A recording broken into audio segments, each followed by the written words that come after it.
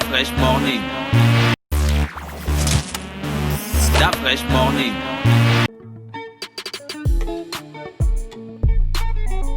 Avec Gina dans le petit clin de civique, Gina, tu as dit qu'on parlait de transport scolaire, c'est ça? Oui, on parlera de transport scolaire. Et après, la rubrique, comme tu le sais, aujourd'hui, je serai à la maison d'Alice, donc aux côtés des équipes de la Fondation Sylvia Bongo Ondimba, qui lancent en fait ce qu'ils ont appelé les cafés Gabon Égalité. Alors, les cafés Gabon Égalité de la Fondation Sylvia Bongo Ondimba, pour vous donner une image en fait de ce à quoi ça ressemble, si vous avez déjà regardé certaines vidéos de l'ONU, il y a ONU Femmes qui a ce qu'ils appellent des cafés genre. Donc c'est un petit peu le même principe.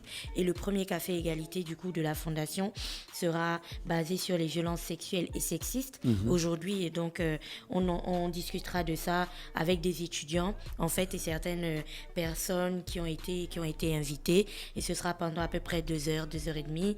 Ce sera une discussion libre en fait où on donnera on expliquera certains points, certaines zones d'ombre, certains points sur lesquels les gens s'embrouillent un petit peu lorsqu'on parle de violences sexuelles. Et puis, on discutera aussi de plein d'autres points, histoire de libérer la parole sur les questions des violences faites aux femmes. Et parce que, comme tu le sais, le 25, c'était il n'y a pas longtemps, et on était en plein dans la journée internationale pour l'élimination de la violence à l'égard des femmes. Donc, c'est toujours dans cette droite lignée-là, et c'est donc ça mon programme du jour. Mais avant, je vais continuer avec le petit clin d'œil civique du jour. Comme on le disait ce matin, on parlerait de transport scolaire. Pourquoi est-ce qu'on parle de transport scolaire? Parce que vous le savez, la rentrée scolaire est arrivé il n'y a pas très longtemps, il y a quelques mois. Déjà, Mosley, on va dire 3 semaines à peu près, que la rentrée scolaire est arrivée et tout le monde avait le regard braqué en fait sur les différents établissements scolaires et notamment sur le ministère de l'Éducation nationale parce que tous les parents avaient envie d'avoir la certitude que les mesures en fait liées à la protection ou du moins à la prévention contre le Covid-19 était bien respectée. Et si pour les 2 établissements scolaires dans lesquels je suis allée, notamment à Mikolongo et à Bessieux, il y a un dispositif à l'entrée de gel et j'ai vu le gel chez toi, Mosley, de gel et de contrôle des températures lorsque tu y arrives. Il y a quand même certaines autres mesures. Tu n'es pas d'accord, il n'y a pas ça là-bas? J'étais avec lui le jour. Mais j'étais avec toi le jour où on m'a mis le gel, on a pris ma température. J'ai dit un truc et j'ai vu. Après, le premier jour. Après, si ça a changé, moi, je ne sais pas. Donc, si pour ces dispositifs-là, certains établissements l'ont encore, il n'en demeure pas moins qu'aujourd'hui, certaines personnes se posent des questions sur la suite. C'est-à-dire, on pourrait protéger les enfants lorsqu'ils viennent dans l'établissement scolaire. On pourrait mettre des mesures pour les protéger du Covid-19. Qu'en est-il lorsqu'ils sortent de l'établissement scolaire? Et c'est là qu'intervient la question du transport scolaire. Alors, je ne sais pas si vous avez vu ces derniers jours, depuis que la rentrée est intervenue d'ailleurs, à quoi ressemble la devanture des établissements scolaires à la sortie des cours. En fait, si dans l'établissement, il y a peut-être un contrôle de la vie scolaire ou des surveillants sur le port du masque, sur le fait de ne pas se toucher, sur certaines mesures en fait qui concernent la prévention ou la protection au Covid-19, n'empêche qu'une fois que les cours sont terminés, à l'entrée là des établissements scolaires, lorsque les enfants veulent rejoindre leur maison, c'est véritablement la débandade totale. Ça ne ressemble à rien. On enlève le masque, on se fait des câlins, on se tient par la main, on partage des boissons, tu vois, il y a plus de contrôle du tout. Donc ça, c'est à l'entrée des établissements scolaires. Après se pose la question du transport, parce que comme tu le sais, ils sortent en masse. Et la question du transport aujourd'hui est encore plus sensible parce qu'il n'y a pas de véritable organisation. Tu sais, aujourd'hui, si tu regardes les points de ramassage des personnes qui prennent, par exemple, le bus de Transurb, qui prendraient Sogatra, dans le cas où Sogatra existerait encore, ou des personnes qui prennent le bus de Transakanda, tu vas voir qu'il y a une véritable organisation. Vous ne montez pas dans le bus, vous vous bagarrez, on dirait que c'est le taxibus. Non, vous vous alignez. C'est par ordre d'arrivée. Parfois, quand il y a du soleil, tu vas voir les gens mettre des pierres, les autres mettent leurs sacs, et puis chacun connaît en fait sa place par rapport à l'ordre d'arrivée. Une fois que le bus arrive, il monte tranquillement, tu vois, ça se passe dans le calme et là tu peux contrôler en fait les flux de personnes. Or, cette organisation-là n'existe pas devant les établissements scolaires. À côté de ça, tu as le fait que le coût du transport aujourd'hui a complètement flambé. Et je pense qu'on en avait déjà parlé ici sur 2-3 rubriques. Pour les pour les tronçons qui faisaient 200 ou 300, aujourd'hui ces tronçons-là sont soit à 500, soit à 1000 francs. Alors, pour vous, peut-être ça ne représente pas beaucoup, mais il faut toujours vous positionner dans la situation d'un père, par exemple, qui aurait 3 enfants qu'il scolarise dans différentes zones de Libreville, et même s'ils sont dans le même collège, peu importe. Un trajet à 1000 francs sous-entend donc un aller-retour. Tu pars le matin et tu reviens. Donc 1000 francs pour partir, 1000 francs pour revenir ensuite le soir. Ce qui nous emmène à 2000 par enfant. À côté de ça, il faut penser au goûter. Et pour les parents qui sont vraiment overbookés, qui ne peuvent pas préparer ou qui n'ont pas une organisation qui leur permet de préparer les goûters de leurs enfants, le déjeuner des enfants lorsqu'ils doivent apprendre parfois jusqu'à 14h ou 15h, ces parents-là donnent encore un petit peu d'argent à leurs enfants pour qu'ils puissent manger à l'école eux-mêmes. Ça tournera autour de 500 et 1000 francs. On va dire qu'un sandwich c'est 500, si tu prends une boisson 500, on dira que c'est 1000 francs. Ce qui sous-entend donc 3000 francs par enfant par jour. Si le gars il a 3 enfants, ça fait 9000 francs. Donc on va arrondir à 10 000 par jour. Sur 20 jours où les enfants vont à l'école, je vous laisse faire le calcul, ça fait 200 000 rien que pour le transport des enfants. C'est trop.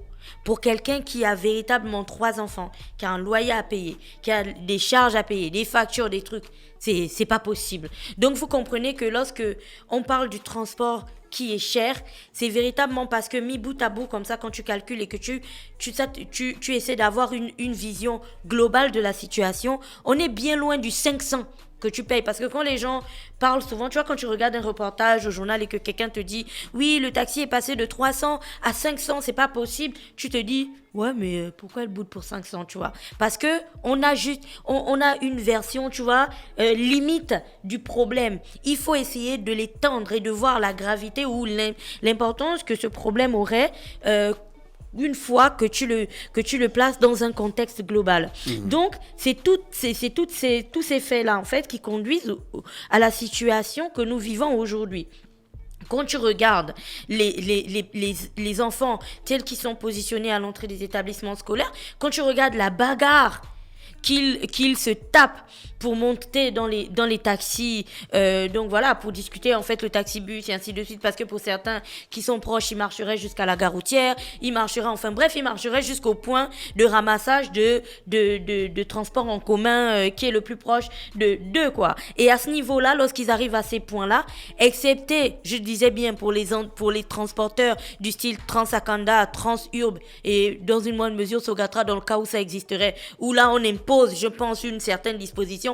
Pour les autres, c'est la bagarre. C'est tu pousses et tu pousses. Alors là, ça pose véritablement le problème de ce contrôle-là du Covid-19, tu vois, parce qu'on peut très bien contrôler le Covid-19, on se dit à l'école, les mesures sont prises, les enfants portent le masque, on fait tout pour qu'ils ne se touchent pas et ainsi de suite, sauf que ces mêmes enfants sont les mêmes qui sont, une fois qu'ils sont sortis de l'enceinte de l'établissement scolaire, sont plongés en fait dans un univers où c'est la jungle. Et ce sont ces mêmes élèves qui reviendront le lendemain matin dans cette école où en gros tout est organisé. Tu vois que les efforts donc qui sont mis dans les établissements scolaires pourraient être fragilisés par le fait que ce ne soit pas contrôlé. Il n'y a pas en fait une ligne de contrôle du chemin de l'élève en fait, ou une ligne de protection claire qui part de quand il sort de sa maison pour monter dans le transport en commun que l'État aura mis à disposition pour lui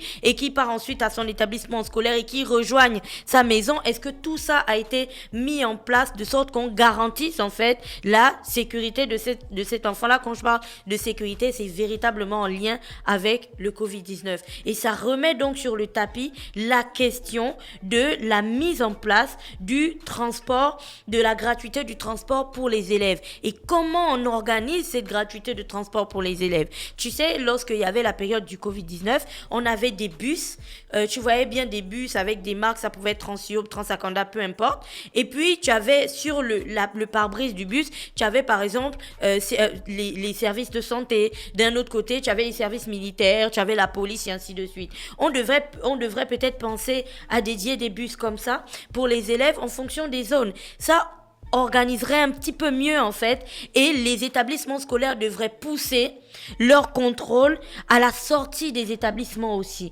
C'est-à-dire que la responsabilité ne doit pas juste s'arrêter à une fois que tu as passé le portail, ce que tu fais là-bas ne me concerne plus.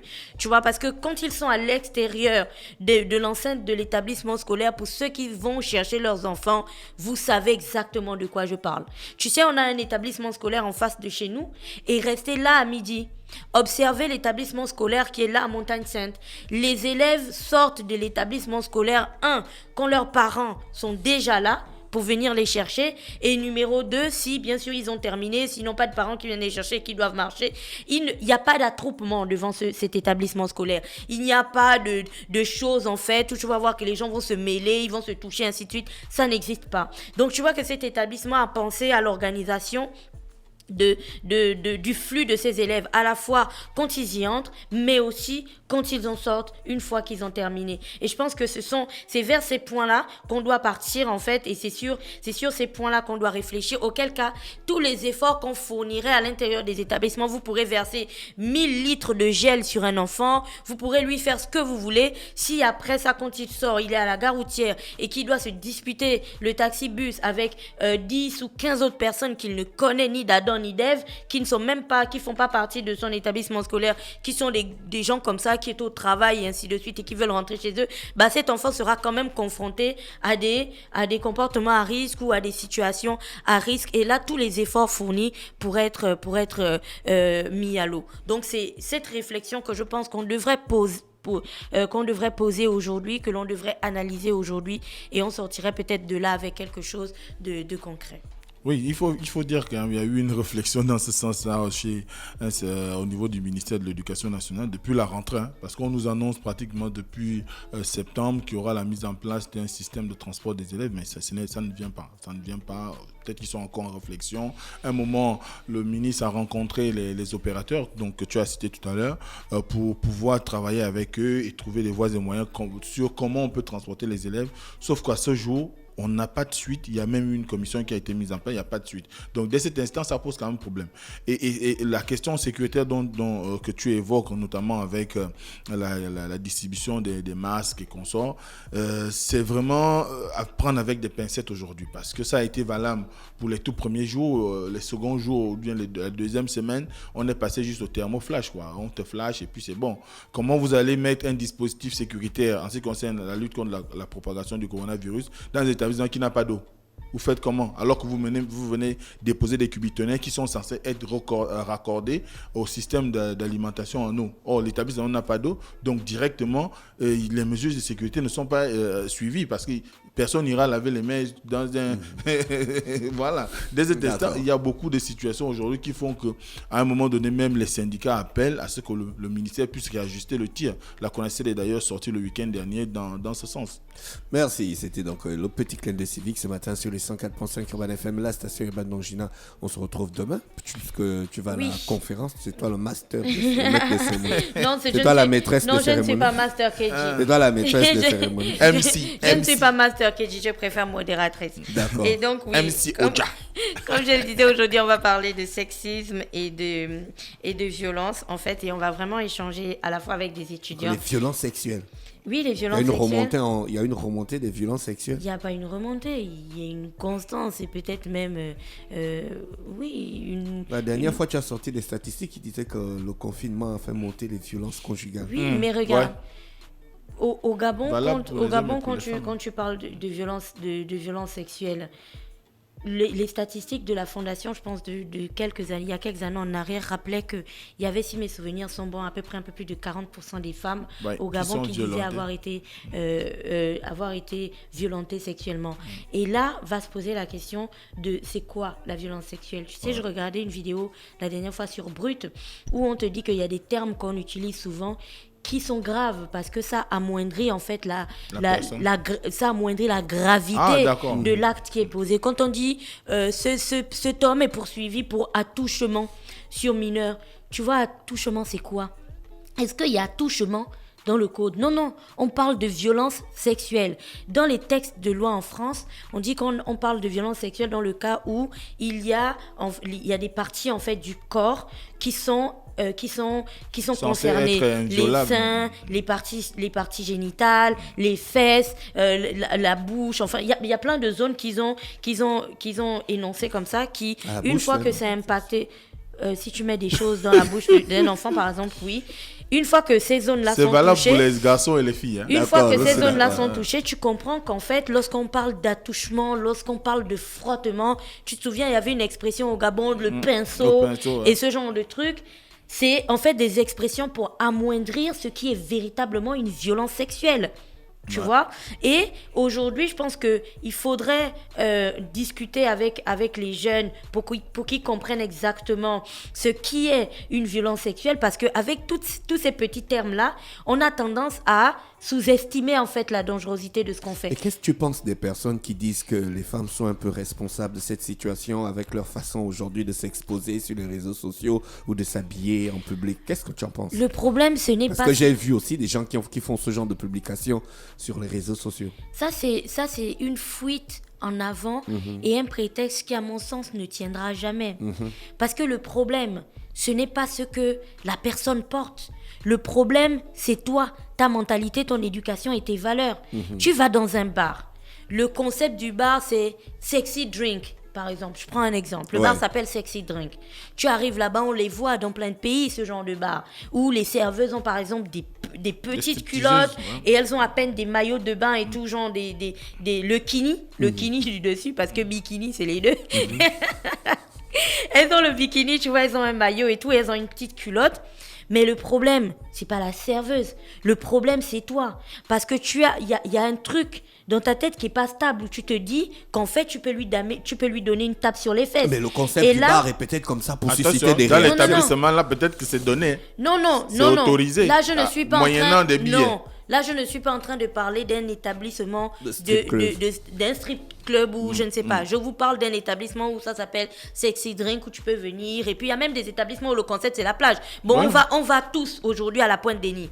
On va tous à la Pointe-Denis, supposons que le bar Sexy Drink aujourd'hui se trouve à la Pointe-Denis. Les serveuses sont habillées en maillot de bain. On sait bien à quoi ressemblent les maillots de bain. Est-ce que c'est parce qu'elle est en maillot de bain que c'est écrit que tu dois lui donner une tape sur les fesses? Non. Parce que si tu lui touches les fesses sans son accord, c'est là que rentre la notion de consentement. Si tu lui touches les fesses sans son accord, c'est une violence sexuelle. C'est que tu l'agresses sexuellement. Et même la tenir sans... Est-ce que vous allez débattre de la violence sexuelle? Vous allez débattre aussi de la violence sexuelle au sein du foyer? Oui, on va parler de violence sexuelle, étant donné qu'aujourd'hui, on va discuter avec des étudiants. Peut-être que s'il y a des questions, on ira vers cet angle-là. Mais ce premier café égalité, ce sera vraiment une discussion avec les étudiants. Et mon point principal, je pense, c'est la notion de consentement. La dernière fois, on rigolait autour de ça, mais je pense que c'est très important de l'enseigner aujourd'hui, même aux tout petits. Que non veut dire non. Non ne veut pas dire essaie encore. Non ne veut pas dire pousse. Poursuis-moi, insiste, parce continue. Que quand tu insistes, tu poursuis, tu me mets la pression, on plonge maintenant dans le harcèlement. Donc si en cas de mariage, puisqu'on en a parlé aussi la semaine dernière, si dans un mariage, la femme dit non tout le temps, l'homme fait comment? Il est non. Non. Tu restes dans le non. Non, mais d'après, tu sais, tu as fait le droit, tu sais que, et je pense que c'est toi qui m'en avais parlé, que il y a ce qu'on appelle la consommation du mariage. Oui. Et l'acte sexuel dans le couple fait partie de la consommation du mariage, qui peut être une raison ou un prétexte de rupture du contrat de mariage. Si depuis que tu es avec ta femme, tu touches, elle dit non, et tu avances, elle dit non, tu entames les procédures afférentes, tu vois, parce qu'elle, c'est clair qu'elle ne veut pas consommer le mariage. Il y a tellement de procédures légales qui existent, mais tu n'insistes pas. Tu ne la tapes pas pour essayer d'obtenir ce que tu veux, tu vois. Tu gardes à l'esprit que la notion de consentement est très importante. D'accord. Voilà. Ça ne sert à rien Merci d'aller Gina, ailleurs. on se retrouve demain lorsqu'il sera exactement 7h55 pour les propos introductifs et bien sûr le thème du petit clin d'œil civique du mardi. Passez une bonne journée et on se retrouve dans quelques minutes avec notre invité du jour, c'est Nessa qui vient nous présenter son single Elle a chanté pour les papas. Stop Fresh Morning.